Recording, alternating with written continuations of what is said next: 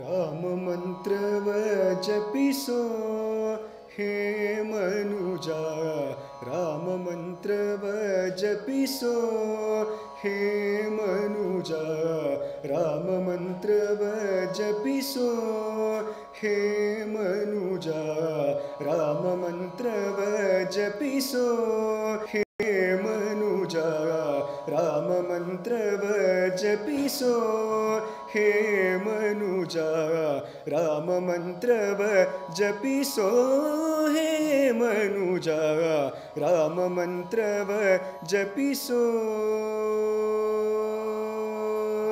ಜಪಿಸೋ.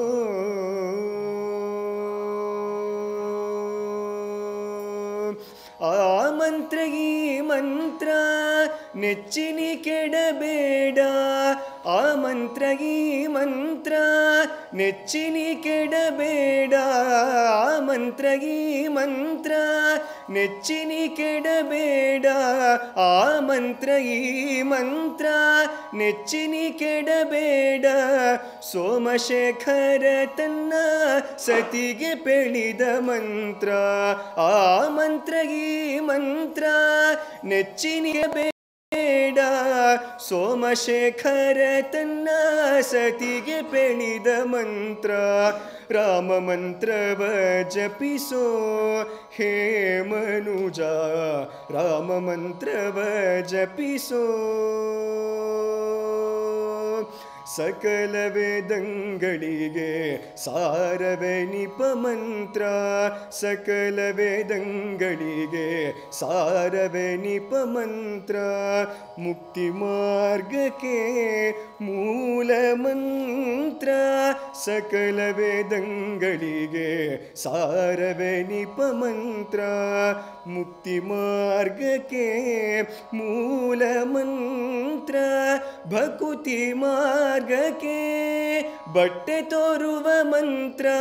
ಸುಖ ನಿಧಿ ಪುರಂದರ ವಿಠಲನ ಮಹಾಮಂತ್ರ, ಸುಖ ನಿಧಿ ಪುರಂದರ ವಿಠಲನ ಮಹಾಮಂತ್ರ, ಸುಖ ನಿಧಿ ಪುರಂದರ ವಿಠಲನ ಮಹಾಮಂತ್ರ. ರಾಮ ಮಂತ್ರವ ಜಪಿಸೋ ಹೇ ಮನುಜ, ರಾಮ ಮಂತ್ರವ ಜಪಿಸೋ ಹೇ ಮನುಜ, ರಾಮ ಮಂತ್ರವ ಜಪಿಸೋ ಹೇ ಮನುಜ, ರಾಮ ಮಂತ್ರವ ಜಪಿಸೋ, ರಾಮ ಮಂತ್ರವ ಜಪಿಸೋ, ರಾಮ ಮಂತ್ರವ ಜಪಿಸೋ ಜಪಿಸೋ.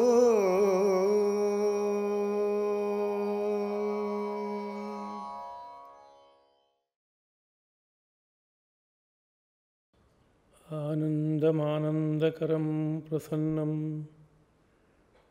ಜ್ಞಾನಸ್ವರೂಪಂ ನಿಜಬೋಧಯುಕ್ತಂ ಯೋಗೀಂದ್ರಮೀಡ್ಯಂ ಭವರೋಗವೈದ್ಯಂ ಶ್ರೀಮತ್ಪರಂ ಬ್ರಹ್ಮಗುರುಂ ಸ್ಮರಾಮಿ.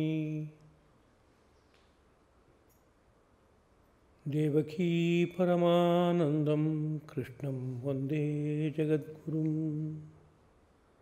ಸರ್ವೋಪನಿಷದೋ ಗಾವಃ ದೋಗ್ಧಾ ಗೋಪಾಲನಂದನಃ ಪಾರ್ಥೋ ವತ್ಸಃ ಸುಧೀರ್ಭೋಕ್ತಾ ದುಗ್ಧಂ ಗೀತಾಮೃತಂ ಮಹತ್.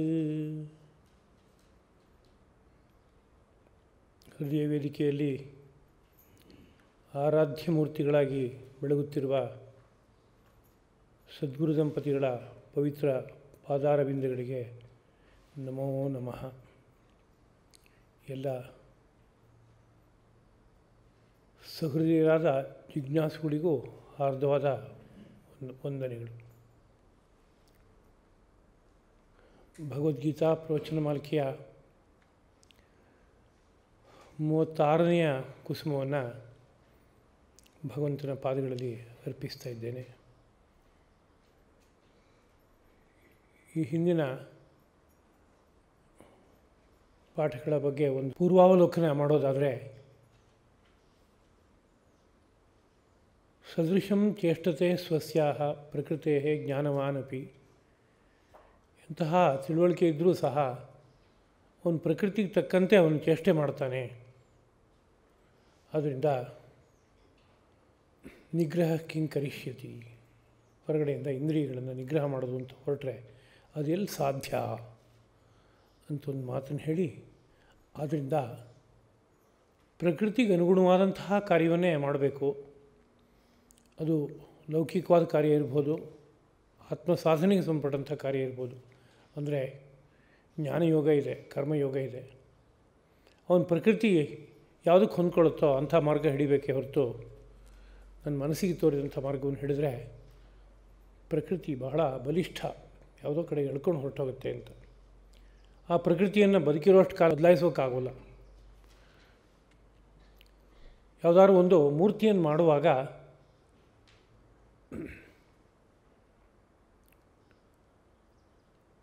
ಯಾವುದೋ ಒಂದು ಅಚ್ಚನ್ನು ಸಿದ್ಧಪಡಿಸಿ ಅದಕ್ಕೆ ಕಾಯಿಸಿದ ಲೋಹವನ್ನು ಸುರಿದ್ರೆ ಹಾಗೊಂದು ಮೂರ್ತಿ ಏರ್ಪಡುತ್ತೆ. ಮೂರ್ತಿ ಏರ್ಪಟ್ಟ ನಂತರದಲ್ಲಿ ಅಯ್ಯೋ ಇದು ಮಹಾವಿಷ್ಣು ಆಗೋಯ್ತು, ನನಗೆ ಲಿಂಗ ಬೇಕಾಗಿತ್ತು ಅಂತ ಹೇಳಿದ್ರೆ ಅದನ್ನು ಮಾಡೋಕ್ಕಾಗಲ್ಲ. ಯಾಕೆ ಮಾಡೋಕ್ಕಾಗಲ್ಲ ಅಂದರೆ ಅಚ್ಚು ಸುಭದ್ರವಾಗಿ ಇನ್ನು ಪರಿವರ್ತನೆ ಮಾಡಬೇಕಾದ್ರೆ ಕರೆಸಿ ಮತ್ತೆ ಮಾಡಬೇಕು ಅನ್ನೋ ರೀತಿಯಾದಂಥ ಒಂದು ವ್ಯವಸ್ಥೆ ಅದು. ಆಗಿರೋದ್ರಿಂದ ಮುಗಿದೋಯ್ತದು. ಬೇಕಾದರೆ ಒಂದು ವಿಷ್ಣುವಿನ ಮೂರ್ತಿ ಅದರಲ್ಲಿ ಸೊಬಗು ಸ್ವಲ್ಪ ಕಡಿಮೆ ಆಗಿದೆ ಅಂತಂದರೆ ಅದನ್ನ ತಿದ್ದಿ ಸರಿ ಮಾಡ್ಬೋದು. ಇಲ್ಲ ಅದನ್ನು ಲಿಂಗ ಮಾಡಿಕೊಡಿ ಅಂತ ಕೇಳಿದರೆ, ಅಥವಾ ಲಿಂಗಕ್ಕೆ ಅಚ್ಚು ಇರೋದು ಅದನ್ನು ತೆಗೆದು ಮಹಾವಿಷ್ಣುವಿನ ಮೂರ್ತಿ ಮಾಡಿಕೊಡಿ ಅಂತಂದರೆ ಪೂರ್ತಿ ಕರೆಸಿ ಹೊಸದಾಗಿ ಮಾಡೋದು ಅಂತ ಅರ್ಥ. ಅದಕ್ಕೆ ಅಷ್ಟೇ. ಹಾಗೆ ಇಲ್ಲೂ ಅಷ್ಟೇ. ಹುಟ್ಟುವಾಗ ಸ್ತ್ರೀ ಪುರುಷರ ರಜಸ್ಸು ರೇತಸ್ಸು ಒಂದುಗೂಡುವಾಗ ಯಾವುದೋ ಒಂದು ಜೀವ ಅಲ್ಲಿ ಪ್ರವೇಶ ಮಾಡಬೇಕಾಗಿದೆ. ಆ ಪ್ರವೇಶ ಮಾಡುವಾಗ ಅದು ಯಾವ ತರಹದ ಕರ್ಮವನ್ನು ಅನುಭವಿಸಬೇಕಾಗಿದೆಯೋ ಅದಕ್ಕೆ ತಕ್ಕಂಥ ಒಂದು ಪ್ರಕೃತಿಯನ್ನು ಅಲ್ಲಿ ಸ್ವೀಕಾರ ಮಾಡಿಬಿಡುತ್ತೆ.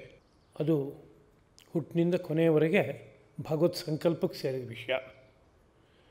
ಈ ಕರ್ಮಗಳನ್ನು ಅನುಭವಿಸಬೇಕಾದ್ರೆ ಈ ಪ್ರಕೃತಿಯಲ್ಲಿದ್ದರೆ ಮಾತ್ರ ಸಾಧ್ಯ ಅಂತ ಒಂದು ಲೆಕ್ಕ.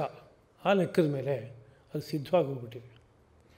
ಅದರಿಂದ ಅದನ್ನು ಇನ್ನು ಪರಿವರ್ತನೆ ಮಾಡೋಕ್ಕಾಗಲ್ಲ ಕೊನೆಯವರೆಗೂ ಸಹ. ಆ ಪ್ರಕೃತಿಯಲ್ಲೇ ಏನೋ ನ್ಯೂನತೆ ಇದೆ, ಚೂರು ಕೊರತೆ ಇದೆ ಅಂದರೆ ಆ ಕೊರತೆಯನ್ನು ತಿದ್ದುಕೋಬಹುದು. ಅಷ್ಟು ಮಾತ್ರ ಸಾಧ್ಯ ಆಗುತ್ತೆ. ಇದು ಒಂದು ವಿಷಯ. ಆದರೆ ಇನ್ನು ಯಾವ ಪ್ರಕೃತಿ ಆದರೆ ಏನಂತೆಪ್ಪ, ಸಾತ್ವಿಕ ಪ್ರಕೃತಿ ಇರ್ಬೋದು, ರಾಜಸ ಪ್ರಕೃತಿ, ತಾಮಸ ಪ್ರಕೃತಿ ಇರ್ಬೋದು. ಇಲ್ಲ ದೈಹಿಕವಾಗಿ ಆಲೋಚನೆ ಮಾಡೋದಾದರೆ ವಾತ ಪ್ರಕೃತಿ ಇರ್ಬೋದು, ಪಿತ್ತ ಪ್ರಕೃತಿ ಇರ್ಬೋದು, ಕಫ ಪ್ರಕೃತಿ ಇರ್ಬೋದು. ಹಾಗಿದ್ದರೂ ಸಹ ಅವನಲ್ಲಿ ಈ ಒಂದು ನಾನಾ ಪ್ರವೃತ್ತಿಗಳು ಹುಟ್ಟುತ್ತಾ ಇದೆಯಲ್ಲ, ಸತ್ ಪ್ರವೃತ್ತಿ, ಅಸತ್ ಪ್ರವೃತ್ತಿ, ಇದಕ್ಕೆಲ್ಲ ಕಾರಣ ಏನು ಅಂತ ಆಲೋಚನೆ ಮಾಡೋಕ್ಕೆ ಹೊರಟಾಗ ಅಲ್ಲಿ ರಜೋಗುಣದ ಪರಿಣಾಮವಾಗಿ ಹುಟ್ಟುವ ರಾಗದ್ವೇಷಗಳೇ ಕಾರಣ ಎಂಬುದಾಗಿ ನಿರೂಪಣೆ ಮಾಡಿ, ಆ ರಾಗದ್ವೇಷಗಳು ಅತ್ಯಂತ ಭಯಂಕರಪ, ಮಹಾಶನಃ ಮಹಾಪಾಪ್ಮ, ಎಷ್ಟು ಆಹಾರ ಕೊಟ್ಟರೂ ಮುಗಿಯೋಲ್ಲ, ಪಾಪಿಷ್ಠ, ಮಾಡಬಾರ್ದ ಕಾರ್ಯವನ್ನೆಲ್ಲ ಮಾಡಿಸುತ್ತೆ ಅನ್ನೋ ವಿಷಯವನ್ನು ಹೇಳಿ, ಅನಂತರ ಆ ರಾಗದ್ವೇಷಗಳು, ಅದರಲ್ಲೂ ಪ್ರಧಾನವಾಗಿ ರಾಗ ಅಥವಾ ಕಾಮ ಎಲ್ಲಿ ವಾಸ ಮಾಡುತ್ತೆ ಅಂತ ಕೇಳಿದ್ರೆ ಅದು ನಮ್ಮ ಮನುಷ್ಯನ ಮೈನಲ್ಲೇ, ಇಂದ್ರಿಯಗಳಲ್ಲಿ, ಮನಸ್ಸು, ಬುದ್ಧಿ ಇವುಗಳಲ್ಲಿ ವಾಸ ಮಾಡುತ್ತೆ. ಅದೇ ಇದಕ್ಕೆ ಅಧಿಷ್ಠಾನ. ಹೀಗಿರೋದ್ರಿಂದ ಇದನ್ನ ಅರ್ಥ ಮಾಡಿಕೊಂಡು ಇಂದ್ರಿಯಗಳನ್ನು ಸಂಯಮ ಮಾಡಿ ಆ ರಾಗದ್ವೇಷಗಳು ಬೆಳೆದೇ ಇರುವಂತೆ ನೋಡ್ಕೋಬೇಕು ಅನ್ನೋ ವಿಷಯವನ್ನು ಈ ಹಿಂದೆ ಅನುಸಂಧಾನ ಮಾಡಿದ್ದೇವೆ. ಅದರ ಮುಂದಿನ ಪಾಠ 42ನೆಯ ಶ್ಲೋಕ. ಇಂದ್ರಿಯಾಣಿ ಪರಾಣ್ಯಾಹು ಇಂದ್ರಿಯೇಭ್ಯಃ ಪರಂ ಮನಃ ಮನಸಸ್ತು ಪರಾ ಬುದ್ಧಿ ಯೋ ಬುದ್ಧೇ ಪರತಸ್ತು ಸಹ. ಈ ದೇಹ ಯಂತ್ರವನ್ನು ಹೊತ್ತ ಮೇಲೆ ಇದನ್ನು ಅರ್ಥ ಮಾಡ್ಕೋಬೇಕಾದ್ದು ನಮ್ಮ ಜವಾಬ್ದಾರಿ. ಒಂದು ವಾಹನವನ್ನು ನಾವು ಇಟ್ಕೊಂಡಿದ್ವಿ ಅಂದರೆ ವಾಹನ ಚಾಲನೆಗೆ ಬೇಕಾಗೋ ತಿಳುವಳಿಕೆ ಇರಬೇಕು. ಅದರಲ್ಲಿ ಏನಾದ್ರು ಏರುಪೇರಾದರೆ ಅದನ್ನು ಸರಿಪಡಿಸ್ಕೊಳ್ಳೋಕ್ಕೂ ನಾವು ಮಾರ್ಗ ಗೊತ್ತಿರಬೇಕು. ಇಲ್ಲವ್ರ ಮಾರ್ಗ ಗೊತ್ತಿರೋನೊಬ್ಬ ರಿಪೇರಿ ಮಾಡೋನು ನಮ್ಗೆ ಗೊತ್ತಿರಬೇಕು. ಹಾಗಾದರೆ ಆ ವಾಹನವನ್ನು ಚೆನ್ನಾಗಿ ಬಳಸ್ಕೊಳ್ಳೋಕ್ಕಾಗತ್ತೆ. ಅದರಲ್ಲಿ ಯಾವುದು ಅತಿ ಮುಖ್ಯ, ಯಾವುದು ಅದರ ನಂತರ ಅಂತ ಒಂದು ಲೆಕ್ಕಾಚಾರ ನಮ್ಗೆ ಗೊತ್ತಿರಬೇಕು. ಹಾಗೆ ಈ ಶರೀರದ ಬಗ್ಗೆನೂ ನಮ್ಗೆ ಗೊತ್ತಿರಬೇಕು ಅನ್ನೋ ವಿಷಯವನ್ನು ಜ್ಞಾಪಿಸ್ತಾ ಇರುವಂಥ ಒಂದು ಸಂದರ್ಭ. ಇಂದ್ರಿಯಾಣಿ ಪರಾಣ್ಯಾಹು. ಇಂದ್ರಿಯಗಳು ಈ ದೇಹದಲ್ಲಿ ಪರಾಣಿ ಅಂದರೆ ದೊಡ್ಡದೇ, ಅದು ಬಲಿಷ್ಠವೇ, ಅದು ಸ್ವಲ್ಪ ಎತ್ತರದಲ್ಲಿ ಕೂತು ಕೆಲಸ ಮಾಡುವಂತಹ ಒಂದು ಶ್ರೇಣಿಗೆ ಸೇರಿದವುಗಳೇ ಅವು ಇಂದ್ರಿಯಗಳು. ಯಾವ ದೃಷ್ಟಿಯಿಂದ ಅಂದರೆ ಶರೀರದ ಉಳಿದ ಅವಯವಗಳ ದೃಷ್ಟಿಯಿಂದ. ಹೊಟ್ಟೆ ಇದೆ, ತೊಡೆ ಇದೆ, ಕಾಲಿದೆ, ಮಂಡಿ ಇದೆ, ಇದೆಲ್ಲ ದೃಷ್ಟಿಯಿಂದ ಇಂದ್ರಿಯಗಳೇನು ಅಂದರೆ ಇದಕ್ಕಿಂತ ಮೇಲಿದೆಯಪ್ಪ. ಏಕೆಂದರೆ ಇವನ್ನೆಲ್ಲ ಆಳುವಷ್ಟು ಸಾಮರ್ಥ್ಯ ಇದೆ ಅವಕ್ಕೆ. ಅದರಿಂದ ಇಂದ್ರಿಯಾಣಿ ಪರಾಣ್ಯಾಹು. ಅಲ್ಲೂ ಸಹ ಕರ್ಮೇಂದ್ರಿಯಗಳಿದೆ, ಜ್ಞಾನೇಂದ್ರಿಯ ಇದೆ.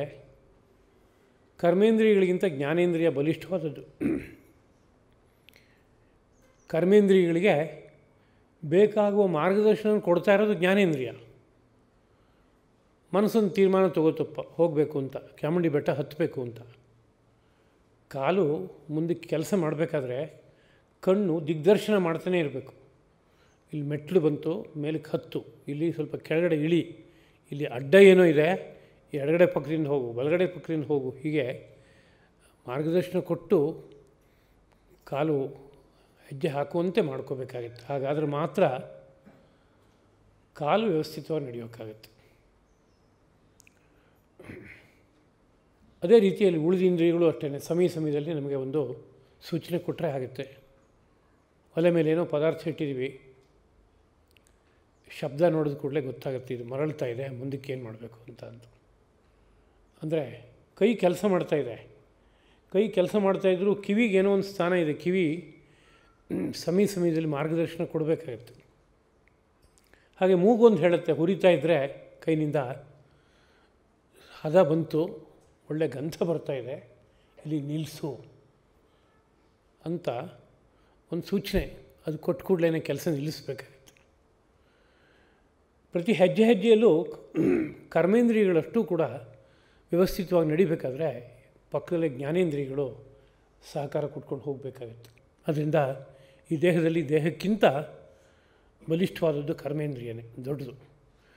ಕರ್ಮೇಂದ್ರಿಯಗಳಿಗಿಂತ ಬಲಿಷ್ಠವಾದ ಯಾವುದಪ್ಪ ಅಂದರೆ ಜ್ಞಾನೇಂದ್ರಿಯ ಅಂತ ಕರಿಬೇಕಾಗತ್ತೆ. ಜ್ಞಾನೇಂದ್ರಿಯಗಳು ಕೆಲಸ ಮಾಡ್ತಾನೇ ಇಲ್ಲ ಒಂದು ಅಂತಾದರೆ ಕರ್ಮೇಂದ್ರಿಯಗಳನ್ನು ಬಳಸೋಕ್ಕೆ ಬರೋಲ್ಲ, ಹಾಗಾಗಿಬಿಡುತ್ತೆ. ಯಾವುದೋ ಒಂದು ಜ್ಞಾನೇಂದ್ರಿಯ ಕೆಲಸ ಮಾಡ್ತಾ ಇಲ್ಲ ಅಂದರೆ ಸ್ಥಾನದಲ್ಲಿ ಇನ್ನೊಂದು ಜ್ಞಾನೇಂದ್ರಿಯ ಕೆಲಸ ಮಾಡೋಕ್ಕೆ ಶುರು ಮಾಡುತ್ತೆ ಅಂತ ಹೇಳೋದುಂಟು. ಉದಾಹರಣೆಗೆ ಯಾರೋ ಒಬ್ಬನಿಗೆ ಕಣ್ಣು ಇಲ್ಲ ಅಂತಾದರೆ ಕಿವಿ ಬಹಳ ಚುರುಕಾಗಿರುತ್ತೆ, ಅವನಿಗೆ ಸಣ್ಣ ಶಬ್ದ ಗುರುತಿಸಿಕ್ಬಿಡುತ್ತೆ ಅವನಿಗೆ, ನಾನು ಇಂಥ ಕಡೆ ಹೋಗ್ತಾಯಿದ್ದೀನಿ, ಹೀಗೆ ಮಾಡ್ತಾಯಿದ್ದೀನಿ ಅಂತ. ಚರ್ಮ ಸ್ಪರ್ಶ ಜ್ಞಾನವನ್ನು ಕೊಡುವಂಥದ್ದು, ಅದು ಬಹಳ ಚುರುಕಾಗಿರುತ್ತೆ ಅವನಿಗೆ. ಒಂದು ಸ್ವಲ್ಪ ಸ್ಪರ್ಶ ಜ್ಞಾನ ಅವನಿಗೆ ಗೊತ್ತಾದ್ರೆ ಸಾಕು, ಉಳಿದಿದ್ದಷ್ಟು ಕಣ್ಣಿಂದ ನೋಡಿದಾಗ ಎಷ್ಟು ಚೆನ್ನಾಗಿ ಅರ್ಥ ಮಾಡ್ಕೊಳ್ಳೋಕ್ಕಾಗುತ್ತೋ ಅಷ್ಟು ಚೆನ್ನಾಗಿ ಅರ್ಥ ಮಾಡ್ಕೊಂಬಿಡ್ತಾನೆ. ಅಂದರೆ ಒಂದು ಜ್ಞಾನೇಂದ್ರಿಯ ಇಲ್ಲದೆ ಹೋದ್ರೆ ನಡೆಯೋಕ್ಕಾಗತ್ತಲ್ಲ ಅಂತ ಪ್ರಶ್ನೆ ಕೇಳಿದರೂ, ಆ ಜ್ಞಾನೇಂದ್ರಿಯ ಇಲ್ಲದೇ ಇದ್ರೇನು ಇನ್ನೊಂದು ಜ್ಞಾನೇಂದ್ರಿಯ ಆ ಕಾರ್ಯನ ಒಂದು ಮಟ್ಟಕ್ಕೆ ಮಾಡಿಕೊಡುತ್ತೆ, ಅಥವಾ ಇನ್ನೊಂದು ಜ್ಞಾನೇಂದ್ರಿಯವನ್ನು ಬಳಸ್ಕೊಂಡೇ ವ್ಯವಹಾರ ಅಷ್ಟು ನಡೀತಾ ಇರೋದು. ಆದ್ದರಿಂದ ಕರ್ಮೇಂದ್ರಿಯಗಳಿಗಿಂತ ಜ್ಞಾನೇಂದ್ರಿಯ ಶ್ರೇಷ್ಠವಾದದ್ದು ಅಂತ ಒಪ್ಕೊಳ್ಳೇಬೇಕಾಗತ್ತೆ. ಇನ್ನು ಈ ಜ್ಞಾನೇಂದ್ರಿಯ ಸರ್ವಾತ್ಮನ ಅದೇ ಹಿರಿದಾದದ್ದು, ಅದೇ ಯಜಮಾನ ಇದ್ದ ಹಾಗೆ ಅಂತ ತೋರೋಣ ಅಂದರೆ ಹಾಗಾಗಲ್ಲ. ಯಾಕೆಂದರೆ ಈ 5 ಜ್ಞಾನೇಂದ್ರಿಯಗಳು, ಜ್ಞಾನೇಂದ್ರಿಯ ಅನ್ನೋದು ಅದೇ ತಾನು ಹಿರಿದು ಅಂತ ಅನ್ನೋ ರೀತಿಯಲ್ಲಿ ಅಂದ್ಕೊಂಡು ಹೊರಟ್ರೆ ಹಾಗಿಲ್ಲ. ಯಾಕಿಲ್ಲ ಅಂತ ಕೇಳಿದ್ರೆ, ಆ ಜ್ಞಾನೇಂದ್ರಿಯದ ಮೇಲ್ಗಡೆಗೆ ಇನ್ನೊಂದು ಇಂದ್ರಿಯ ಇದೆ, ಮನಸ್ಸು ಅಂತ. ಆ ಮನಸ್ಸು ಈ ಪಂಚ ಜ್ಞಾನೇಂದ್ರಿಯಗಳು ಕೊಟ್ಟು ವಿಷಯಗಳನ್ನು ತಾನು ಸ್ವೀಕಾರ ಮಾಡಿ ತನಗೆ ತಗೊಳ್ತಾ ಇದೆ. ಅದು ಪಂಚ ಜ್ಞಾನೇಂದ್ರಿಯಗಳು ಏನಾದರೂ ತಮಗೆ ಸಿಕ್ಕ ಸಮಾಚಾರವನ್ನು ತಾವೇ ಇಟ್ಕೊಳ್ಳೋದಾಗಿದ್ದರೆ ನಾವು ಬದುಕೋಕ್ಕೆ ಆಗ್ತಾ ಇರಲಿಲ್ಲ. ಕಣ್ಣು ಸಮಾಚಾರ ತೊಗೊಂಡಿದೆ, ಅದು ಬ್ರೈನಿಗೆ ಕೊಡೋಲ್ಲ. ಕಿವಿ ಸಮಾಚಾರ ತೊಗೊಂಡಿದೆ, ಅದು ತೊಗೊಂಡೋಗಿ ಒಳಗಡೆಗೆ ಮನಸ್ಸಿಗೆ ಮುಟ್ಸೋಲ್ಲ ಅಂತಾದರೆ ನಾವೇನಾದ್ರು ಬದುಕೋಕ್ಕಾಗ್ತಾಯಿತ್ತಾ? ಖಂಡಿತ ಆಗಲ್ಲ. ಅಂದರೆ ಇನ್ಯಾರೋ ಒಬ್ಬನನ್ನು ಪ್ರಧಾನವಾಗಿ ಇಟ್ಕೊಂಡು ಅಲ್ಲಿಗೆ ತಾನು ಒಂದು ಸಮಾಚಾರವನ್ನು ತಲುಪಿಸೋ ಕೆಲಸವನ್ನು ಪ್ರಧಾನವಾಗಿ ಈ ಪಂಚ ಜ್ಞಾನೇಂದ್ರಿಯಗಳು ಮಾಡ್ತಾಯಿದೆ. ಈ ದೃಷ್ಟಿಯಿಂದ ಯಾರು ಪ್ರಧಾನ?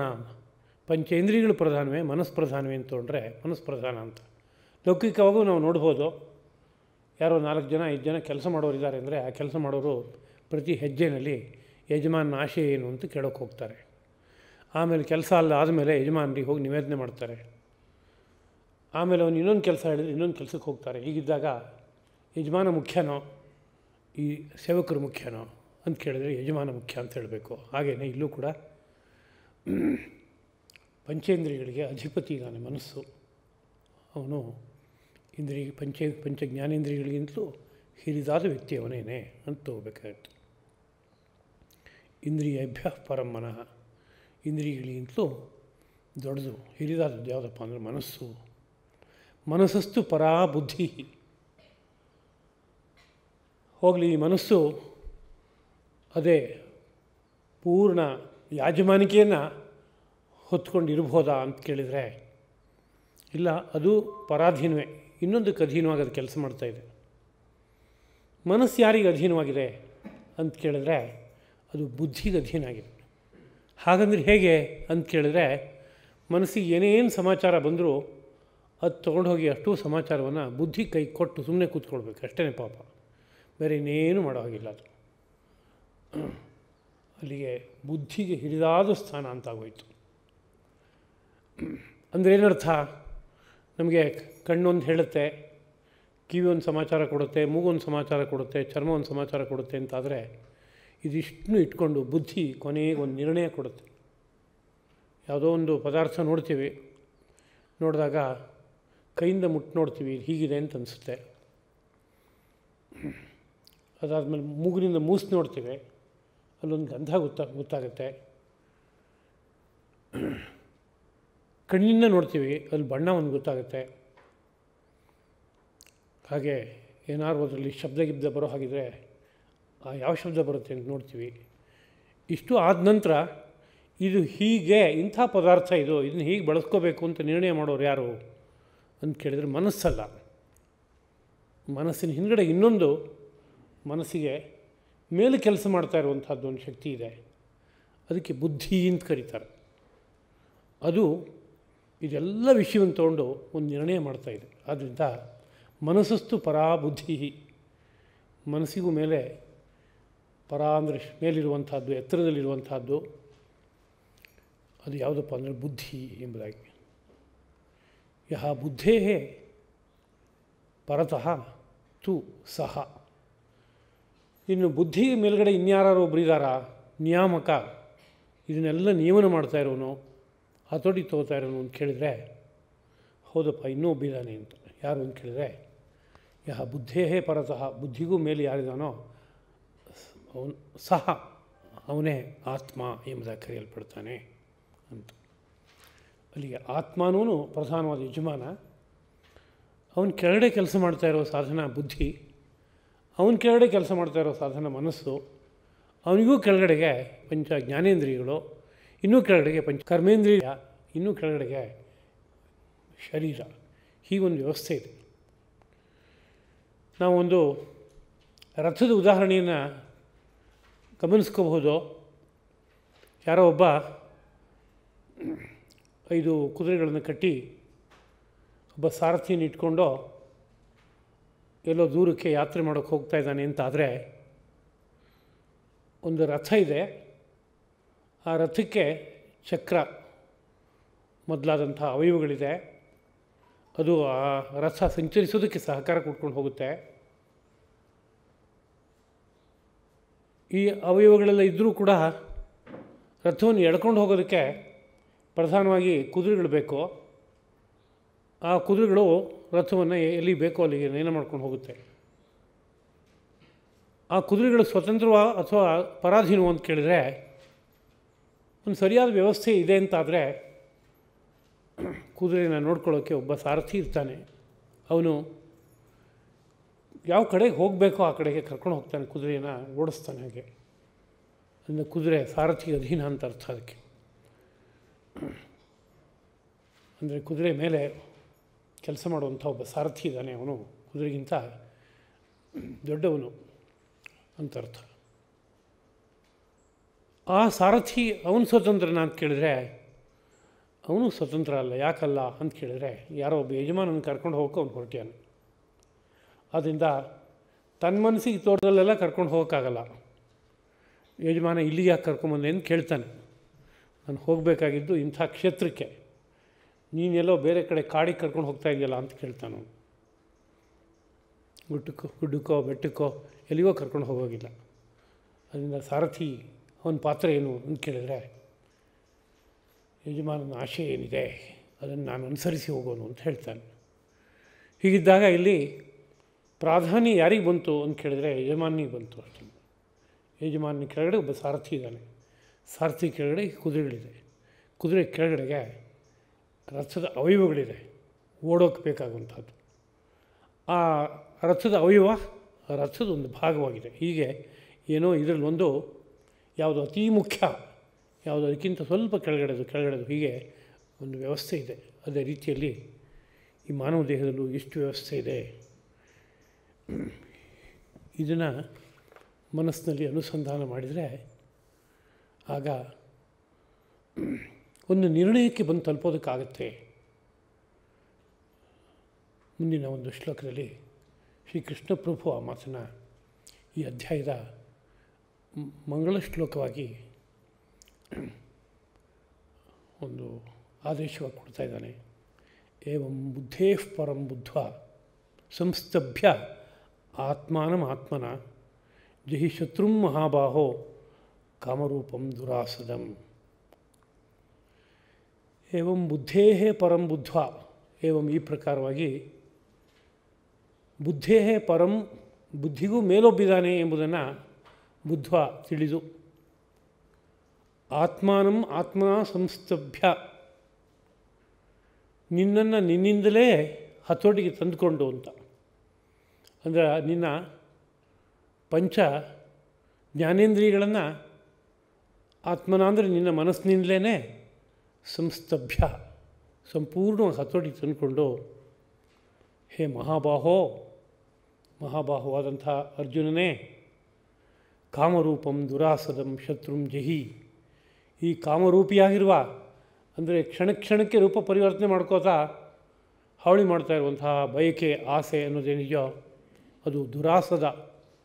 ಅದನ್ನು ಯಾರೂ ಕೂಡ ಹತೋಟಿ ತಂದ್ಕೊಳ್ಳೋಕ್ಕೆ ಸಾಧ್ಯ ಇಲ್ಲ, ಅಷ್ಟು ಬಲಿಷ್ಠ ಅದು ಏನದು ಅಂತ ಕೇಳಿದ್ರೆ ಶತ್ರು, ನಿನ್ನ ಶತ್ರು, ಅದು ನಿನ್ನನ್ನು ಸಂಪೂರ್ಣವಾಗಿ ನಾಶ ಮಾಡಿಬಿಡುತ್ತೆ. ಆಸೆಯೇ ಎಲ್ಲ ದುಃಖಕ್ಕೂ ಕಾರಣವಾದದ್ದು. ಅಂಥ ಆಸೆಯನ್ನು ಜಹಿ, ಗೆಲ್ಲು, ಅಂದರೆ ಅದನ್ನು ಹತೋಟಿಗೆ ತಗೊಂಬ, ಅದನ್ನು ದೂರಕ್ಕೆ ಅಟ್ಟು, ನಿನ್ನ ಹತ್ತಿರ ಬರಬಾರ್ದು, ಹಾಗೆ ಒಂದು ಜೀವನವನ್ನು ಮಾಡು ಎಂಬುದಾಗಿ ಒಂದು ಆದೇಶ. ಬುದ್ಧಿಗೆ ಮೇಲೊಬ್ಬ ಇದ್ದಾನೆ ಅನ್ನೋದನ್ನು ಮರೆತು ವ್ಯವಹಾರ ನಡೀತಾ ಇದೆ ಅಂತ ಅರ್ಥ. ಅದಕ್ಕೆ ನಮ್ಮೆಲ್ಲರ ಜೀವನವನ್ನು ನಾವು ಗಮನಿಸ್ಕೊಂಡ್ರೆ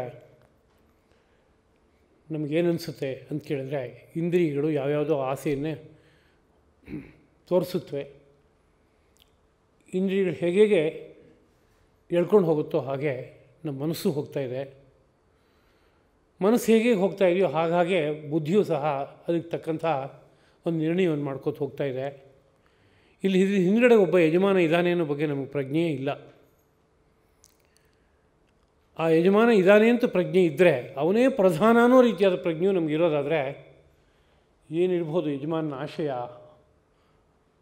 ಅದಕ್ಕೆ ತಕ್ಕಂತೆ ಎಷ್ಟು ವ್ಯವಹಾರ ನಡಿಬೇಕಲ್ಲ ಅಂತ ಒಂದು ಅವಲೋಕನ ಮಾಡೋದಕ್ಕೆ ಅವಕಾಶ ಆಗ್ತಾಯಿತ್ತು. ಲೋಕಸಾಮಾನ್ಯದಲ್ಲಿ ಇಂತಹ ಪ್ರಜ್ಞೆ ಇರೋದಿಲ್ಲ. ಇಲ್ಲದೇ ಇರುವ ಕಾರಣದಿಂದಲೇ ಒಂದು ಅಸ್ತವ್ಯಸ್ತತೆ ಇರುತ್ತೆ. ಎತ್ತು ಏರಿಗಿಳಿದ್ರೆ ಕೋಣ ನೀರಿಗಿಳಿತು ಅಂತಗಾರೆ. ರಥ ಕಟ್ಟಾಯಿತು, ಕುದುರೆಗಳು ಸೀದಾ ಎಳ್ಕೊಂಡು ಸೀದಾ ಅವಕ್ಕೆಲ್ಲೋ ಬೇಕಾಗಿತ್ತು ವಿಹಾರಕ್ಕೆ ಸ್ಥಾನ, ಅಲ್ಲಿಗೆ ತೊಗೊಂಡು ಹೊರಟೋದು. ಈ ಸಾರಥಿ ಕಥೆ ಏನು, ಆಮೇಲೆ ಯಜಮಾನನ ಕಥೆ ಏನು?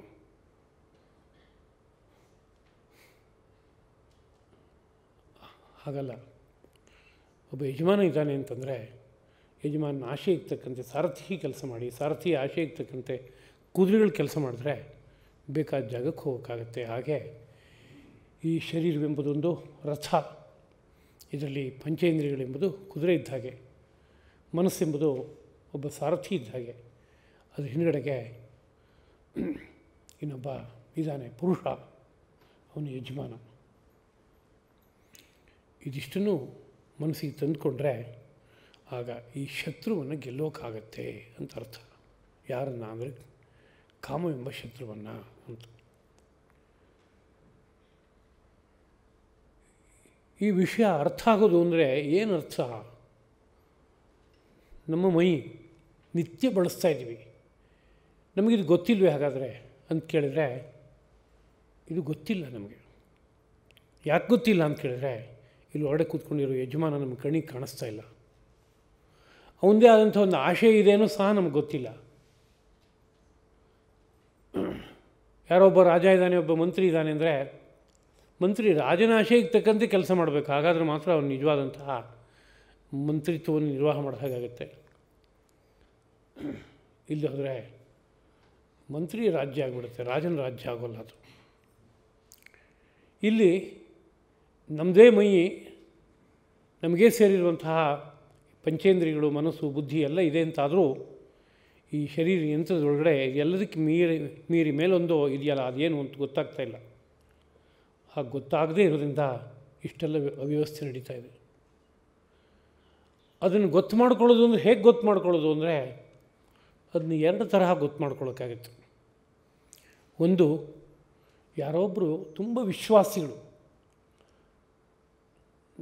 ನಮಗೆ ಇರುವ ಸತ್ಯಾರ್ಥವನ್ನು ತಾವೇನು ಅರ್ಥ ಮಾಡ್ಕೊಂಡಿದ್ದಾರೋ ಅದನ್ನ ಇದ್ದಂತೆ ತಿಳಿಸ್ಕೊಡ್ತಾರೆ ಅನ್ನೋ ವ್ಯಕ್ತಿಗಳಿದ್ದಾಗ ಅವ್ರು ಹೇಳ್ತಾರೆ, ನೋಡಪ್ಪ ನಿನ್ನ ಬುದ್ಧಿಗೆ ಮೇಲ್ಗಡೆಗೆ ಒಂದು ಆತ್ಮ ಅಂತ ಒಂದು ಸತ್ಯ ಇದೆಯಪ್ಪ, ಅದೇ ಹಿರಿದಾದದ್ದು ಅಂತ. ಆ ಆತ್ಮನ ಆಶಯ ಹೇಗಿದೆಯಪ್ಪ, ಅದನ್ನು ಅದಕ್ಕೆ ತಕ್ಕಂತೆ ನೀನು ನಿನ್ನ ಬುದ್ಧಿಯನ್ನು, ಮನಸ್ಸನ್ನು, ಇಂದ್ರಿಯಗಳನ್ನೆಲ್ಲ ಯೋಜಿಸ್ಕೋ ಅಂತ ಹೇಳಿಕೊಟ್ಟಾಗ ಅದಕ್ಕೆ ತಕ್ಕಂತೆ ಒಂದು ಹೆಜ್ಜೆ ಹಾಕೋಕ್ಕೆ ಬರುತ್ತೆ. ಇದು ಒಂದು ಕ್ರಮ. ಇನ್ನೊಬ್ಬರ ಮಾರ್ಗದರ್ಶನದಲ್ಲಿ ಹೀಗೊಂದು ಸುಧಾರಣೆ ಮಾಡ್ಕೊಳ್ಳೋಕ್ಕಾಗತ್ತೆ ಅಂತ ಅರ್ಥ. ಇನ್ನೊಂದು ಮಾರ್ಗ ಏನಿದೆ ಅಂತ ಕೇಳಿದ್ರೆ, ಆ ಬುದ್ಧಿಗೆ ಹಿಂದಿರುವಂಥ ವ್ಯಕ್ತಿ ಯಾರು ಅಂತ ನಾನೇ ಅರ್ಥ ಮಾಡ್ಕೋತೀನಿ ಅಂತ ಪ್ರಯತ್ನಪಟ್ಟು ಅವನ ಅರ್ಥನೇ ಮಾಡ್ಕೊಂಬಿಟ್ರೆ ಆಮೇಲೆ ಅವನ ಆಶಯ ಏನು ಅಂತಲೂ ಗೊತ್ತಾಗುತ್ತೆ. ಗೊತ್ತಾದಾಗ ಮುಂದಕ್ಕೆ ಅಷ್ಟೂ ವ್ಯವಸ್ಥೆಯನ್ನು ನಾವೇ ಯೋಜನೆ ಮಾಡ್ಕೊಳ್ಳೋಕ್ಕೂ ಸಾಧ್ಯ ಆಗುತ್ತೆ. ಮೊದಲಿಗೆ ತಜ್ಞರು ಹೇಳುವ ಮಾತನ್ನು ಕೇಳಿ ಯಂತ್ರವನ್ನು ಸರಿಪಡಿಸ್ಕೋಬೇಕಾಗುತ್ತೆ. ಯಂತ್ರ ವ್ಯವಸ್ಥಿತವಾಗಿ ಹೋಗೋಕ್ಕೆ ಶುರುವಾದಾಗ ಆ ಯಂತ್ರದಲ್ಲಿ ಒಳಗಡೆ ಕೆಲಸ ಮಾಡ್ತಾ ಇರುವಂತಹ ಆತ್ಮ ಯಾರು ಅವನನ್ನು ಸಹ ಅರ್ಥ ಮಾಡ್ಕೊಳ್ಳೋಕ್ಕೆ ಸಾಧ್ಯವಾಗುತ್ತೆ.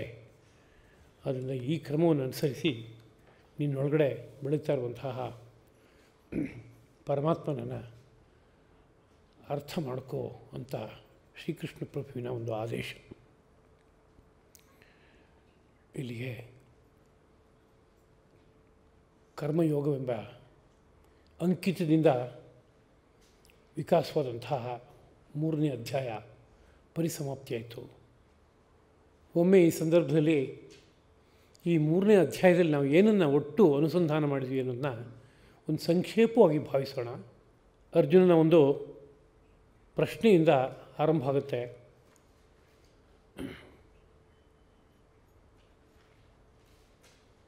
ಸಾಂಖ್ಯ ಯೋಗ ಅಂತ ಎರಡಿದೆ. ಅದರಲ್ಲಿ ಸಾಂಖ್ಯ ಅನ್ನೋದಕ್ಕೆ ಜ್ಞಾನ ಅಂತ ಕರೀತಾರೆ, ಅದು ಶ್ರೇಷ್ಠವಾದದ್ದು ಅಂಥೇಳಿ ನೀನು ಕರ್ಮಪರನಾಗು, ಕರ್ತವ್ಯಪರನಾಗು ಅಂತ ಶ್ರೀಕೃಷ್ಣ ಪ್ರಭು ಅರ್ಜುನಿಗೆ ಆದೇಶಿಸ್ತಾನೆ. ಆಗ ಅರ್ಜುನಿಗೆ ಒಂದು ಪ್ರಶ್ನೆ ಆಗುತ್ತೆ, ಜ್ಞಾನ ಅನ್ನೋದು ಅತ್ಯಂತ ಶ್ರೇಷ್ಠ ಅಂತ ಹೇಳ್ತೀಯ ಕೃಷ್ಣ, ಆದರೆ ನೀನು ಕರ್ಮದಲ್ಲಿ ನಿರತನಾಗು ಎಂಬುದಾಗಿ ಹೇಳ್ತೀಯ. ಅತ್ಯಂತ ಶ್ರೇಷ್ಠವಾದದಲ್ಲಿ ಅಲ್ವೇ ನಾನು ತೊಡಗಬೇಕಾಗಿರೋದು, ಅದನ್ನು ಜ್ಞಾನಯೋಗವನ್ನು ನಾನು ಭಾವಿಸಬೇಕಾದ ಕರ್ತವ್ಯ ಅಲ್ವೇ ಅಂತ ನನಗೆ ಸಂದೇಹ ಉಂಟಾಗ್ತಾ ಇದೆ. ಇದು ಎರಡರಲ್ಲಿ ಯಾವುದು ಅತ್ಯಂತ ಶ್ರೇಷ್ಠವಾದ್ದು ನಿಶ್ಚಯ ಮಾಡಿ ನನಗೆ ತಿಳಿಸು ಅಂತ ಒಂದು ಪ್ರಶ್ನೆ ಕೇಳ್ತಾನೆ. ಆಗ ಶ್ರೀಕೃಷ್ಣ ಪ್ರಭು ಹೇಳಿದ ಮಾತುಗಳನ್ನು ಮತ್ತಷ್ಟು ಬಿಡಿಸಿ ಹೇಳ್ಕೊಡ್ತಾನೆ. ಜ್ಞಾನನಿಷ್ಠ ಕರ್ಮನಿಷ್ಠ ಅಂತ ಎರಡಿದೆಯಪ್ಪ. ಪುರಾ ಪ್ರೋಕ್ತಾಮಯಾನಘ ಹಿಂದೆ ನಾನು ಹೇಳಿದ್ದೀನಿ ಅಂದರೆ ಸಮಗ್ರ ಸೃಷ್ಟಿಯಲ್ಲೇ ಅದನ್ನಿಟ್ಟು ಕಳಿಸ್ಕೊಟ್ಟಿದ್ದೀನಿ. ಸೃಷ್ಟಿ ಜೊತೆಗೆ ಈ ಸಂದೇಶ ಬಂದಿದೆ. ಬದುಕುವ ಮಾನವರಿಗೆ ಎರಡು ತರಹದ ನಿಷ್ಠೆ ಇರೋಕ್ಕೆ ಸಾಧ್ಯವಾಗುತ್ತೆ. ಒಂದು ಜ್ಞಾನನಿಷ್ಠ ಅಂತ, ಇನ್ನೊಂದು ಕರ್ಮನಿಷ್ಠ ಅಂತ. ಜ್ಞಾನನಿಷ್ಠೆ ಅನ್ನೋದು ಸಾಂಖ್ಯರಿಗೆ, ಅಂದರೆ ತತ್ವ ಸಂಖ್ಯಾನ ಮಾಡ್ಕೋತಾ ತತ್ವವನ್ನು ಅರ್ಥ ಮಾಡಿಕೊಂಡು ಜೀವನವನ್ನು ಸಾರ್ಥಕಪಡಿಸ್ಕೊಳ್ಳುವಂತಹ ಸತ್ವಪ್ರಧಾನವಾದ ಪ್ರಕೃತಿಗೆ ಒಂದು ಮಾರ್ಗ. ಅದೇ ಹಾಗಲ್ಲ, ರಜಸ್ಪ್ರಧಾನವಾದಂಥ ಇನ್ನೊಂದು ವ್ಯಕ್ತಿತ್ವ ಇದೆ ಅಂತಂದರೆ ಅವರು ಕರ್ಮನಿಷ್ಠೆಯನ್ನು ಇಟ್ಕೊಂಡು ಅದ್ರ ಮೂಲಕ ಕರ್ಮಯೋಗವನ್ನು ಸಾಧನೆ ಮಾಡ್ಕೋತಾ ಕೊನೆಯಲ್ಲಿ ತತ್ವ ಸಾಕ್ಷಾತ್ಕಾರ ಮಾಡ್ಕೋಬೇಕಪ್ಪ. ಹಾಗೆ ಎರಡು ನಿಷ್ಠೆಗಳನ್ನು ನಾನು ಹೇಳಿದ್ದೀನಿ ಅನ್ನೋ ಪರಿಚಯವನ್ನು ಕೊಟ್ಟು, ಮತ್ತು ನಾನು ಯಾವುದೇ ಕರ್ಮವನ್ನು ಮಾಡೋಲ್ಲ ಅಂತ ಆದ ಮಾತ್ರಕ್ಕೆ ಅವನಿಗೆ ನೈಷ್ಕರ್ಮ್ಯ ಸಿದ್ಧಿ ಆಗೋಲ್ಲ. ಎಲ್ಲವನ್ನೂ ತ್ಯಾಗ ಮಾಡಿಬಿಡ್ತೇನೆ. ಜ್ಞಾನಯೋಗ ನನಗೆ ಅತ್ಯಂತ ಮುಖ್ಯವಾದದ್ದು. ಅದನ್ನ ಕರ್ಮ ಸನ್ಯಾಸ ಮಾಡ್ತಾಯಿದ್ದೀನಿ ನಾನು. ಎಲ್ಲ ಅಂಟನ್ನು ಬಿಟ್ಬಿಡ್ತೇನೆ ಅಂತ ಹೇಳಿದರೆ ಅಷ್ಟು ಅಂದ್ಕೊಂಡು ಮಾತ್ರಕ್ಕೆ ಏನಾದರೂ ಎಲ್ಲ ಕರ್ಮಗಳು ಕಳಚಿ ಹೋಗುತ್ತಾ?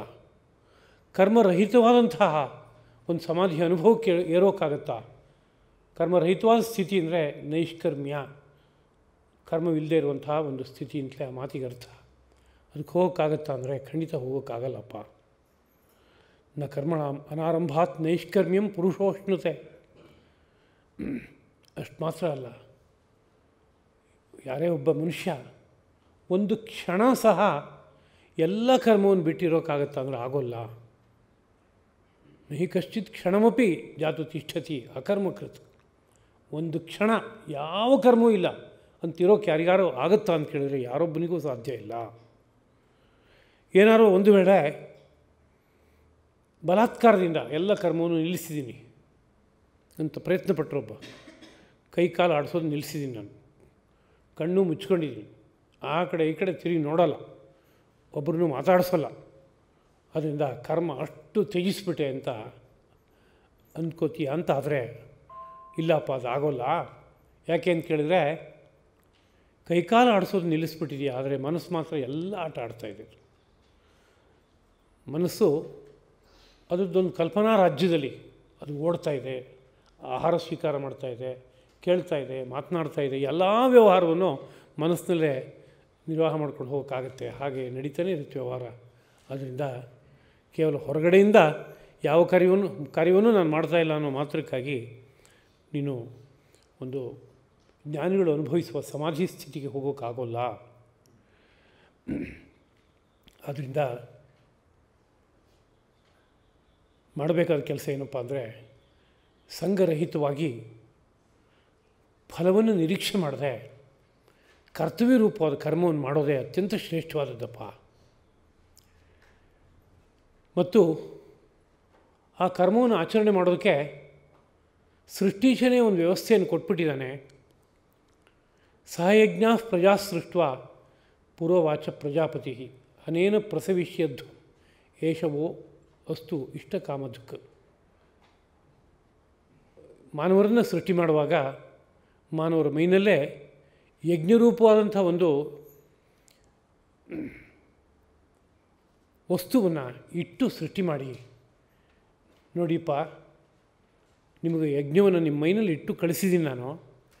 ಈ ಯಜ್ಞ ಎಂಬುದೊಂದು ಕಾಮಧೇನು ಇದ್ದ ಹಾಗೆ, ನೀವು ಈ ಯಜ್ಞವನ್ನು ಅವಲಂಬಿಸಿದರೆ, ನಿರ್ವಾಹ ಮಾಡ್ಕೋತ ಹೋದರೆ ಕಾಮಧೇನುವಿನಂತೆ ನಿಮಗೆ ಬೇಕಾದನ್ನೆಲ್ಲ ಕೊಡುತ್ತೆ.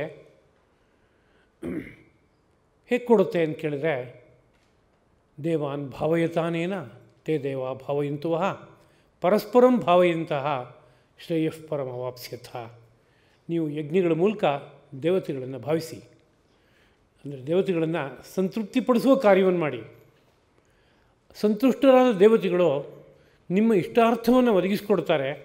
ನಿಮ್ಮ ಲೌಕಿಕ ಜೀವನ, ಪಾರಮಾರ್ಥಿಕ ಜೀವನ ಅಷ್ಟು ಕೂಡ ಸುಸಂಪನ್ನವಾಗುವಂತೆ ದೇವತೆಗಳು ಅನುಗ್ರಹಿಸ್ತಾರೆ. ಹೀಗೆ ಪರಸ್ಪರ ಭಾವಿಸ್ತಾ, ಅಂದರೆ ನೀವು ದೇವತೆಗಳನ್ನು ಭಾವಿಸಿ, ದೇವತೆಗಳು ನಿಮ್ಮನ್ನು ಭಾವಿಸಲಿ.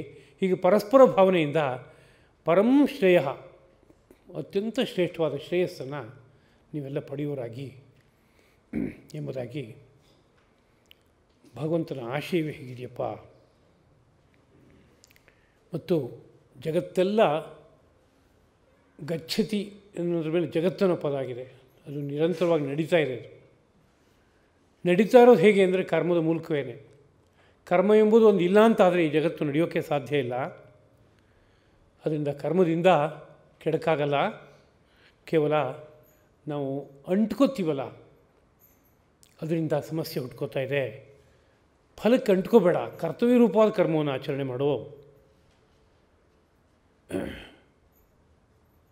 ಇಷ್ಟು ಅಲ್ಲದೆ ಕರ್ಮಕ್ಕೆ ಇನ್ನೊಂದು ಸ್ಥಾನ ಇದೆ. ಏನಪ್ಪ ಸ್ಥಾನ ಇದೆ ಅಂದರೆ, ಲೋಕ ಎಲ್ಲ ಕರ್ಮವನ್ನು ಆಚರಣೆ ಮಾಡಿಕೊಂಡು ಅದರಿಂದ ಉದ್ಧಾರ ಆಗಬೇಕಾಗಿರೋ ಸಂದರ್ಭ ಇರುವಾಗ ನನಗೆ ಕರ್ಮದ ಅವಶ್ಯಕತೆ ಇಲ್ಲ ಅಂತಾದರೂ ನಾನು ಲೋಕಕ್ಕೆ ಮಾರ್ಗದರ್ಶಕನಾಗಿ ಕರ್ಮವನ್ನು ಇಟ್ಕೋಬೇಕಾಗತ್ತೆ. ಯಾಕೆಂದರೆ ಯಾರೋ ಒಬ್ಬ ಪ್ರಧಾನವಾದ ವ್ಯಕ್ತಿ ಹೇಗೆ ಬದುಕ್ತಾನೋ ಅದನ್ನ ಅನುಸರಿಸಿ ಉಳಿದವರೆಲ್ಲ ಬದುಕಿಬಿಡ್ತಾರೆ. ತನ್ನನ್ನೇ ತಾನು ಉದಾಹರಣೆಯಾಗಿ ಹೇಳ್ಕೊಳ್ಳೋದಾದರೆ, ನಾನು ಇದನ್ನು ಮೀರಿದ್ದವನು, ನನಗೆ ಯಾವ ಕರ್ಮದ ಅವಶ್ಯಕತೆಯೂ ಇಲ್ಲ, ನನಗೆ ಯಾವ ಕರ್ತವ್ಯವೂ ಇಲ್ಲ. ಹಾಗಿದ್ದರೂ ಸಹ ಲೋಕ ಸಂಗ್ರಹಕ್ಕಾಗಿ, ಲೋಕಕ್ಕೊಂದು ಮಾರ್ಗದರ್ಶನ ಕೊಡೋದಕ್ಕೋಸ್ಕರವಾಗಿ ನಾನು ಎಲ್ಲ ಕರ್ಮವನ್ನು ಕಾಲಕಾಲಕ್ಕೆ ನಿರ್ವಾಹ ಮಾಡ್ತಾಯಿದ್ದೀನಿ. ಅದರಿಂದ ಒಂದು ವೇಳೆ ಕರ್ಮದ ಅವಶ್ಯಕತೆಯೇ ಇಲ್ಲ, ಕರ್ಮದಿಂದ ಪಡಿಬೇಕಾದಷ್ಟನ್ನು ಪಡೆದಾಗೋಯ್ತು, ಜ್ಞಾನಸಿದ್ಧಿಯಾಗೋಯ್ತು ಅನ್ನೋ ಪರಿಸ್ಥಿತಿ ಬಂದರೂ ಸಹ ಕರ್ಮವನ್ನು ಒಂದು ಲೋಕದಲ್ಲಿ ಆದರ್ಶವನ್ನು ಬೆಳೆಸೋ ದೃಷ್ಟಿಯಿಂದ ಇಟ್ಕೋಬೇಕಾದ್ದು ಕರ್ತವ್ಯ ಇದೆಯಪ್ಪ. ಆದ್ದರಿಂದ ಕರ್ಮಕ್ಕೆ ಇಷ್ಟು ದೊಡ್ಡ ಸ್ಥಾನ ಇದೆ. ತಸ್ಮಾತ್ ಅಸಕ್ತ ಸತತಂ ಕಾರ್ಯಂ ಕರ್ಮ ಸಮಾಚಾರ. ಅದರಿಂದ ಅಂಟ್ಕೋಬೇಡ, ಕರ್ಮಕ್ಕೂ ಅಂಟ್ಕೋಬೇಡ, ಕರ್ಮ ಫಲಕ್ಕೂ ಅಂಟ್ಕೋಬೇಡ. ಹಾಗಿದ್ದು ಕಾರ್ಯಂ ಕರ್ಮ ಸಮಾಚಾರ, ಮಾಡಬೇಕಾದ ಕಾರ್ಯವನ್ನು ಮಾಡುವಂಥದ್ದು. ನನಗೇನು ತೋರುತ್ತೋ ಅದನ್ನೆಲ್ಲ ಮಾಡ್ತಾಯಿದ್ದೀನಿ, ಕರ್ಮಕ್ಕೂ ಅಂಟ್ಕೊಂಡಿಲ್ಲ ಬಿಡಿ, ಫಲಕ್ಕೂ ಅಂಟ್ಕೊಂಡಿಲ್ಲ ಅಂತ ಯಾವ್ಯಾವುದೋ ರೀತಿಯಾದಂಥ ಕರ್ಮವನ್ನು ತಾನೇ ಯೋಜನೆ ಮಾಡ್ಕೊಂಡು ಕೂತ್ರೆ ಆ ಕರ್ಮ ಕಾರ್ಯಕರ್ಮ ಅಲ್ಲ. ಕಾರ್ಯ ಅಂದರೆ ಮಾಡಲೇಬೇಕಾದ ಕರ್ತವ್ಯ ರೂಪವಾದ ಕರ್ಮ ಅಲ್ಲ, ಅದು ಸಲ್ಲದೇ ಇದ್ದಂಥ ವ್ಯವಹಾರ. ಹಾಗೆ ಮಾಡಿದ್ರೆ ಅದು ಚೇಷ್ಟೆ ಆಗಿಬಿಡುತ್ತೆ, ನಿನಗೆ ಲಾಭನೂ ಉಂಟು ಮಾಡಲ್ಲ, ನಷ್ಟ ಉಂಟು ಮಾಡುತ್ತೆ ಪ್ರಕೃತಿಗೆ ಹೊಂದೇ ಹೋದಾಗ. ಹಾಗೆ ಮಾಡಬೇಡ. ನಿನ್ನ ಪ್ರಕೃತಿಗೆ ತಕ್ಕ, ವರ್ಣಕ್ಕೆ ತಕ್ಕ ಕರ್ತವ್ಯ ರೂಪವಾದ ಕರ್ಮವನ್ನು ಯಾವುದನ್ನು ಜ್ಞಾನಿಗಳು ಯೋಗಿಗಳು ವಿಧಾನ ಮಾಡ್ತಾರೋ, ವೇದ ವಿಧಾನ ಮಾಡುತ್ತೋ ಆ ಕರ್ತವ್ಯ ಕರ್ಮವನ್ನು ನೀನು ಇಟ್ಕೋ. ಮತ್ತು ಅದನ್ನು ಸಹ ಈಶ್ವರಾರ್ಪಣ ಬುದ್ಧಿಯಿಂದ ಮಾಡು. ಈ ಮಾಡ್ತಾ ಇರೋ ಕರ್ಮವಷ್ಟು ಈಶ್ವರನಿಗೆ ಸಮರ್ಪಿತವಾಗಲಿ, ಅವನ ಪ್ರೀತಿಗೆ ಕಾರಣ ಆಗಲಿ ಅನ್ನೋ ಮನಸ್ಸಿಂದ ಆಚರಣೆ ಮಾಡು. ಇದು ಶ್ರೀಕೃಷ್ಣ ಪ್ರಭು ಹೇಳುವಂತೆ ಇದು ನನ್ನ ಮತ. ಇದನ್ನು ಯಾರು ಅನುಸರಿಸ್ತಾರೋ ಅವರು ಪರಿಪೂರ್ಣವಾಗಿ ಉದ್ಧಾರವನ್ನು ಕಾಣ್ತಾರೆ. ಯಾರು ಇದನ್ನ ಅನುಸರಿಸಲ್ವೋ ಅವರು ಸಂಪೂರ್ಣವಾಗಿ ಪತಿತರಾಗ್ತಾರೆ, ಸಂಸಾರ ಚಕ್ರದಲ್ಲಿ ಸಿಕ್ಕಾಕ್ಕೊಳ್ತಾರೆ.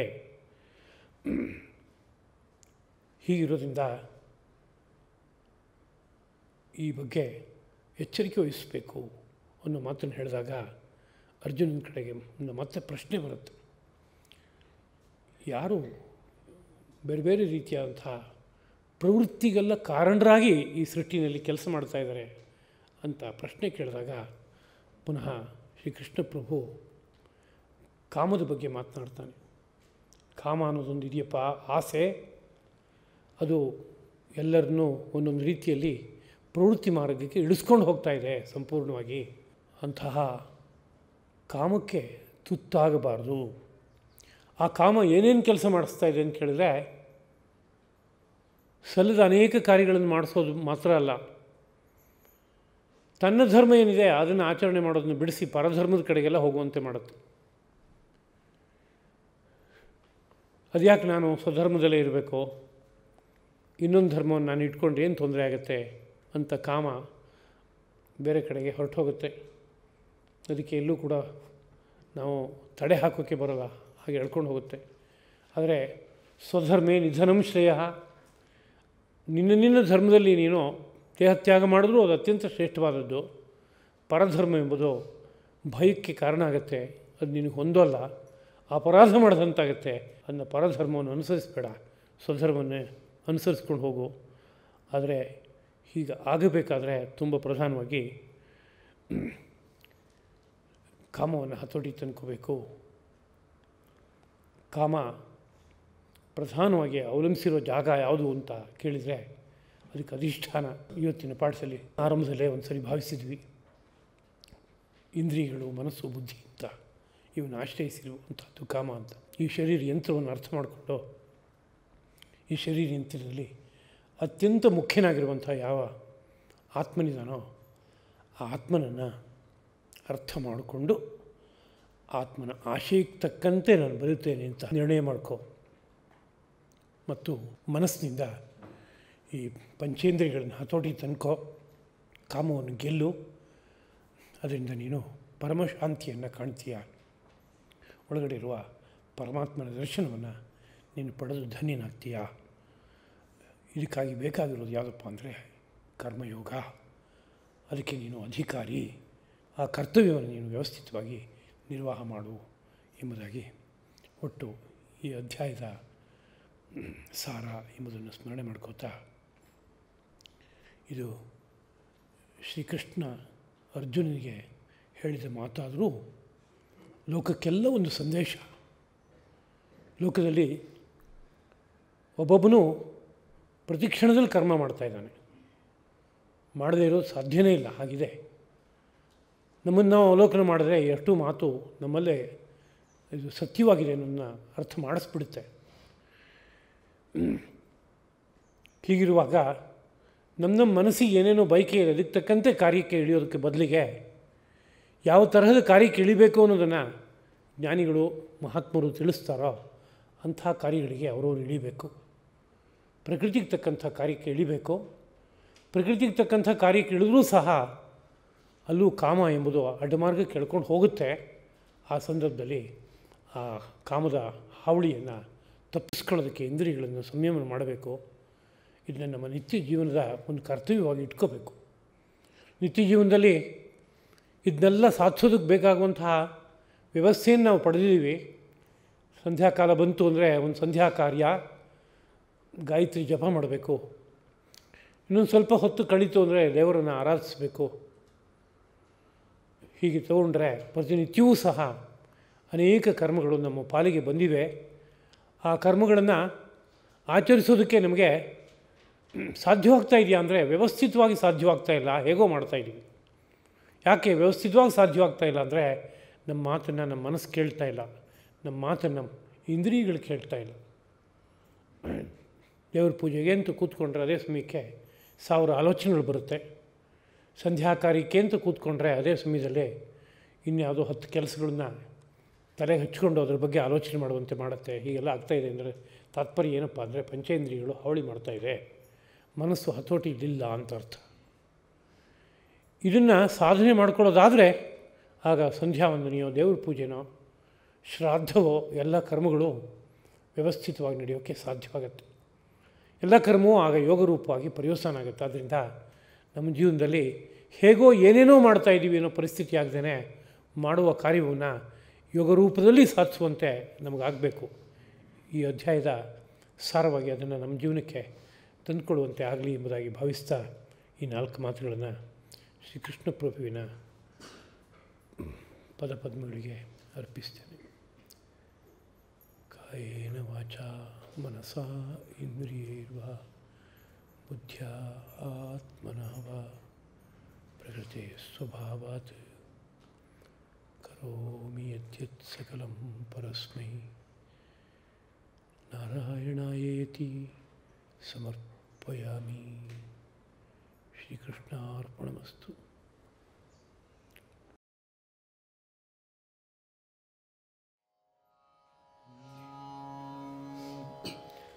ಕರುಣಾ ಸಮುದ್ರ ಕರುಣಾ ಸಮುದ್ರ ರಾಮ ಕರುಣಾ ಸಮುದ್ರ ರಾಮ ಕರುಣಾ ಸಮುದ್ರ ರಾಮ ಕರುಣಾ ಸಮುದ್ರ ರಾಮ ಕಾವವೇ ಶ್ರೀ ರಾಮ ಭದ್ರಾ ಕರುಣಾ ಸಮುದ್ರ ರಾಮ ಕಾವವೇ ಶ್ರೀ ರಾಮ ಭದ್ರಾ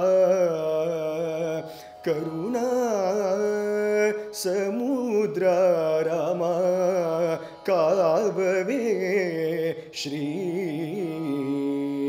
ರಾಮ ಭದ್ರಾ ಕರುಣಾ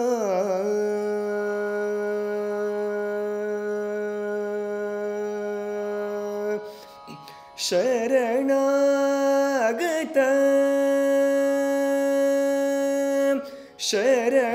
ಶರಣಾಗತ ಹೃಚಿರಾ ಶರಣಾಗತ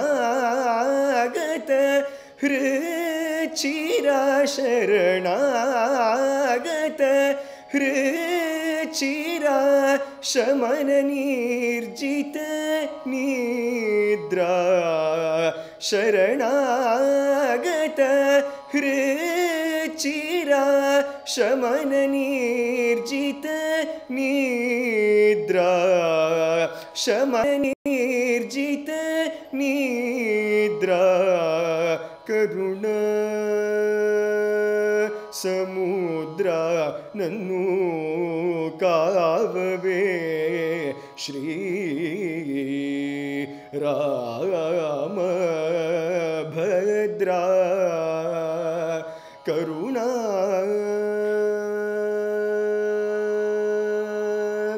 ನಾ ಪಾಪಮು ನಾತೋನುಂಟೆ ರಾಮ ನಾ ಪಾಪಮು ನಾತೋನುಂಟೆ ರಾಮ ಶ್ರೀಪನಿ ಶ್ರೀಪನಿ ನಾ ಪಾಪಮು ನಾತೋನುಂಟೆ ರಾಮ ಶ್ರೀಪನಿ ಬಿರುದು ಕೇಮಿ ಬ್ರುತುಕು ಏ ಪಾಪೌಲ ಶಾಪಮೋ ಏ ಪಾಪುಲ ಶಾಪಮೋ ಎಂದು ಕೀಚಲಮು ತ್ಯಾಗರಾಜನುತ ಎಂದು ಕೀಚಲಮು ತ್ಯಾಗರಾಜನುತ ಕರುಣಾ ಸಮುದ್ರ ಕರುಣಾ ಸಮುದ್ರ ರಾಮ ಕಾವವೇ ಶ್ರೀ ರಾಮ ಭದ್ರಾ ಕರುಣಾ ಸಮುದ್ರ ಕರುಣಾ ಸಮುದ್ರ ರಾಮ ಕಾವವೇ ಶ್ರೀ